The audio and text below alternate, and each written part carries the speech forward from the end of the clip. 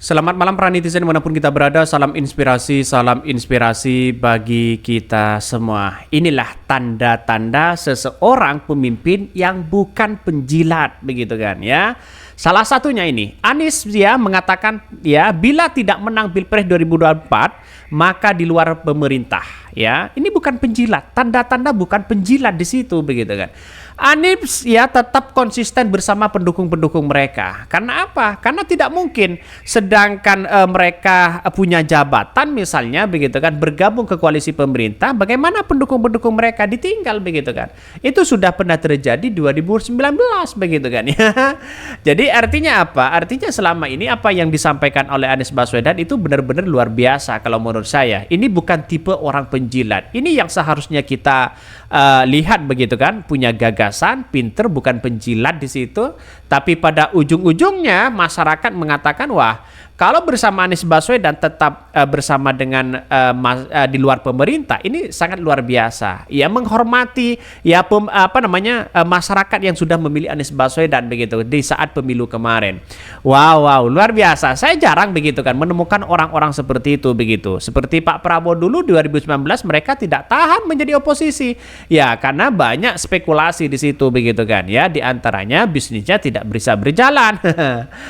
Bahkan komentar-komentar netizen ada yang mengatakan yang bilang 02 menang siapa? Belum menang juga, jangan yang menang 01. Ini komentar dari netizen. Ayo PDP dan PKS bersatu di luar pemerintahan, menjadi oposisi di situ.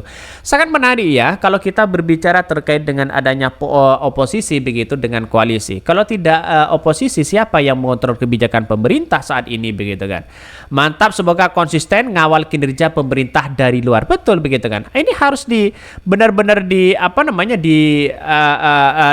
begitu. Ini seharusnya yang terjadi begitu. Maka semua masyarakat yang kemudian ya yang setuju dengan pendapat Anies Baswedan begitu kan ya, yang kemudian mengatakan bahwa akan di luar pemerintah, kita tunggu saja begitu. Nah, karena banyak sekali ya orang-orang di luar sana jadi penjilat begitu kan. Setelah mereka kalah, mereka bergabung tiba-tiba punya jabatan begitu. Tentu Anies Baswedan tidak seperti itu.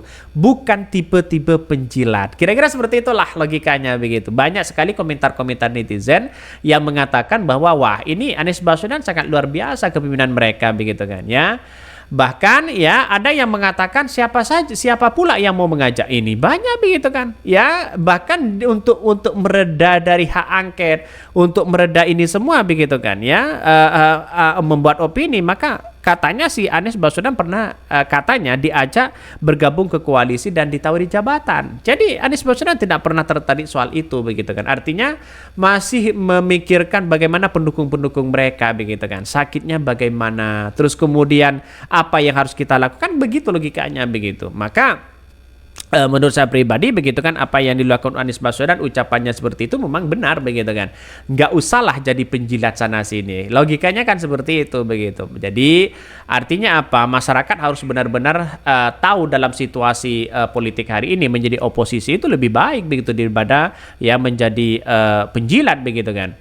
Bila tak menang Pilpres 2024 maka di luar pemerintahan katanya. Calon Presiden nomor urut 1 Anies Baswedan buka suara terkait kemungkinan menjadi oposisi jika dirinya tidak memenangkan kontestasi Pilpres 2024. Anies tak menjawab dengan tegas terkait kemungkinan oposisi tersebut, namun ia mengaku memegang prinsip kubu yang kalah dalam pemilu harus berada di luar pemerintahan. Jelas mereka, artinya mengontrol ini semua begitu kan ya.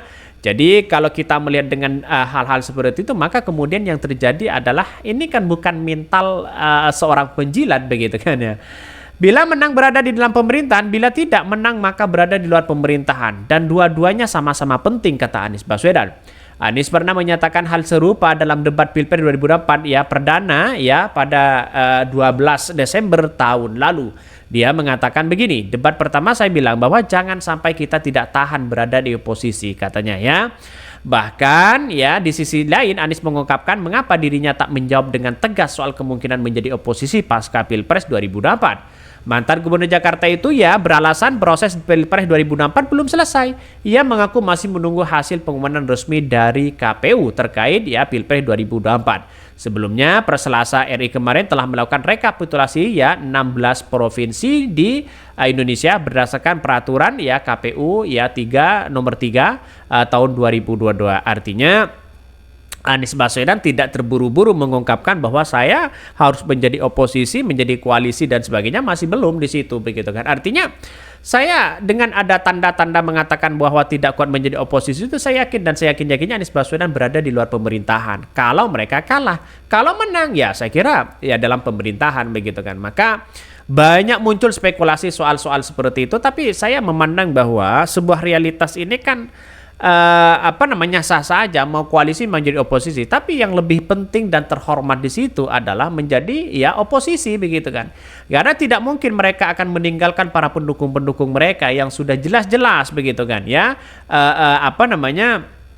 bersama dengan Anies Baswedan di situ begitu. Maka banyak sekali lah yang latar belakangnya katanya Anies Baswedan pernah ditawari begitu kan, diajak untuk